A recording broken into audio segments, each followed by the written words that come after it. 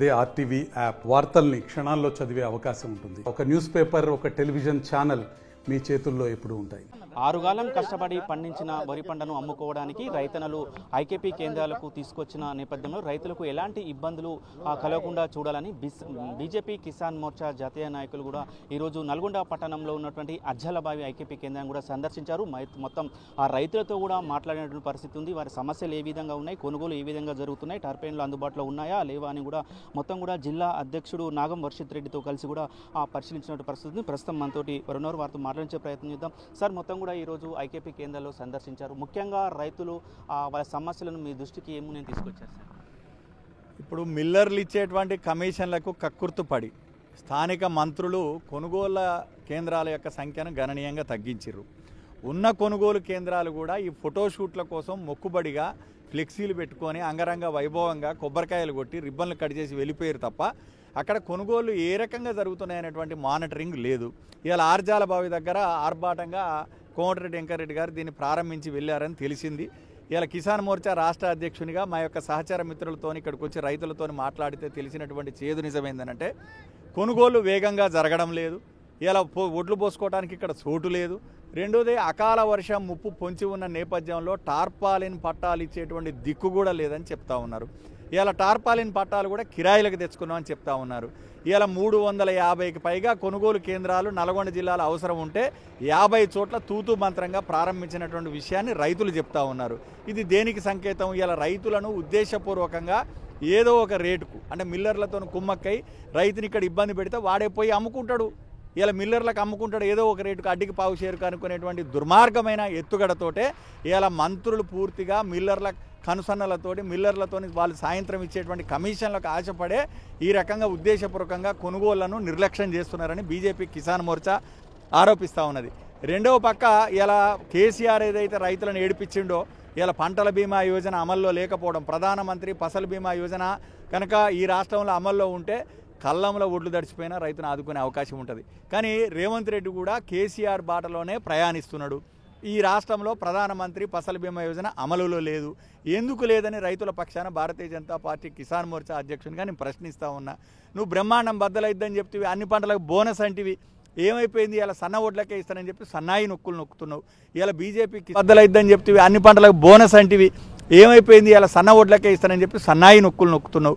ఇలా BJP Kisan Morcha demand చేస్తూ ఉంది, సన్న ఓట్లు లేదు, దొడ్డు ఓట్లు లేదు, తారతమ్యం లేకుండా కొనుగోలు కేంద్రాల సంఖ్య పెంచాలి, ఒడ్ల కొనుగోలను వేగవంతం చేయాలి, అన్ని ఓట్లకు కూడా 500 రూపాయల బోనస్ ఇవ్వాలని చెప్పి బీజేపీ కిసాన్ మోర్చా డిమాండ్ చేస్తూ ఉంది. ఏమైపోయింది రైతు భరోసా? పైసలు ఎవరికి వచ్చినాయి? ఖరీఫ్ పోయింది, రవి పోయింది, మళ్ళీ ఖరీఫ్కి సిద్ధమయ్యేటువంటి పరిస్థితి వస్తున్నా కూడా ఇంతవరకు రైతు భరోసా పైసలు ఎడిపోయినాయి. వ్యవసాయ కూలీలకు 12,000 రూపాయలు ఎడిపోయినాయి. ఎందుకు పంటల బీమా యోజన లేదు? ఈ రాష్ట్రంలో అనేక మంది రైతులు చచ్చిపోతే ఆదుకోవడానికి రైతు బీమాకు ప్రీమియం కట్టడానికి దిక్కులేదు ఈ ప్రభుత్వానికి. కాబట్టి ఏదైతే రైతులు కాంగ్రెస్ ప్రభుత్వం మీద కోటి ఆశలతో అధికారంలో తీసుకొచ్చిర్రో అదే రైతుకు సాలిరువాలు దున్నటం తెలుసు, తేడా వస్తే కర్రు కాల్చి వాత పెట్టడం కూడా తెలుసు. కాంగ్రెస్ ప్రభుత్వాన్ని రాబోయే రోజుల్లో బొందబెట్టేది రైతులే. కాబట్టి ఇప్పటికైనా ఈ ప్రభుత్వం బుద్ధి తెచ్చుకోవాలా, దిద్దుబాటు చర్యలు ప్రారంభించాలని చెప్పి ఈ ఆర్జాలబావి దగ్గర నుంచి నేను డిమాండ్ చేస్తూ ఉన్నా. మొత్తం కూడా నాగం వర్షిత్ రెడ్డి జిల్లా అధ్యక్షులు ఉన్నారు. సార్, మొత్తం కూడా తిప్పర్తి చూస్తే తిప్పర్తిలో 4-5 రోజుల నుంచి కూడా ఆ కాంటాలు కూడా ఆపివేసిన పరిస్థితి ఉంది. మొత్తం తాలు ఉంది, ఆ మిల్లర్లు కొనట్లేరు అనుకున్నాం, రైతుల మీద గగ్గులు పెడుతున్నట్టు పరిస్థితి ఉంది, జాతీయ రహదారిపై ధర్నాలు చేసినట్టు పరిస్థితి ఉంది. అధికారులను సంప్రదిస్తే అధికారుల నుంచి కూడా ఎలాంటి స్పందన రాదు. బీజేపీ పార్టీ తరఫున వాళ్ళకు ఎలాంటి న్యాయం చేయాలని డిమాండ్ చేస్తున్నారు. K for commission Komatireddy Venkatreddy గారు కేవలం కమిషన్ల కోసము ఈ యొక్క అంటే మిల్లర్లతో కుమ్మక్కయ్యి గత సంవత్సరం కూడా ఇదే పరిస్థితి చూసినాం. అంటే ఈ యొక్క ధాన్యం కొనుగోలు కేంద్రాలలో అట్టహాసంగా దాన్ని ప్రారంభిస్తారు తప్ప ధాన్యాన్ని కొనుగోలు చేసే పరిస్థితి నల్గొండ జిల్లాలో ఉండదు. దాన్ని అది కేవలం మాటలు మాత్రమే, కేవలం బట్టేబాజీ మాటలు మాత్రమే. అవన్నీ కూడా చేతులలో చూపించరు. ఈరోజు చివరి గింజ వరకు కొనే ప్రయత్నం చేస్తే ఈరోజు ఇప్పుడే వారు ప్రారంభించిందే మొన్న.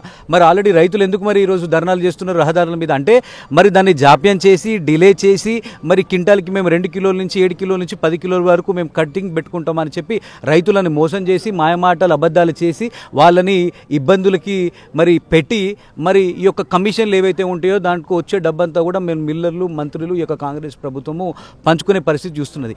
అంటే కాంగ్రెస్ వారి అమ్మవారినటువంటి మరి సోనియమ్మకి పోయే బ్యాగులు మొట్టమొదట నల్గొండ జిల్లా నుండే పోతాయి. స్థానిక మంత్రి కోమటిరెడ్డి వెంకటరెడ్డి గారు మరి మనకు తెలుసు, ఎందుకంటే మరి జబ్బలు ఎప్పుడు కూడా ఎగరేసుకుంటూ మరి రేవంత్ రెడ్డి గారి మరి సంకలు ఎందుకు చేరుతారంటే ఈ యొక్క బ్యాగులు చేరే పరిస్థితి నల్గొండ నుంచే స్టార్ట్ అవుతాయి. మరి మేము హెచ్చరిస్తున్నాము, ఖబర్దార్ కాంగ్రెస్ పార్టీ, మరి ఇమ్మీడియట్గా మీరు వెంటనే జాప్యం చేయకుండా మొత్తం ధాన్యాన్ని మొత్తం మీరు కొనుగోలు చేయాలని చెప్పి మేము డిమాండ్ చేస్తూ, ఇంకొక రెండో విషయం కూడా మీకు సిగ్గుచేటు మీ ప్రభుత్వానికి, మరి గౌరవ ప్రధాని నరేంద్ర మోదీ గారు మరి గరీబ్ కళ్యాణ్ అన్న యోజన పథకం ద్వారా మరి సన్న బియ్యాన్ని మరి 6 కిలోల్లో 5 కిలోలు ఈరోజు కేంద్ర ప్రభుత్వమే ఇస్తూ ఉన్నది. 50 రూపాయలు 40 రూపాయలు ఈరోజు కేంద్ర ప్రభుత్వమే ఇస్తూ ఉన్నది.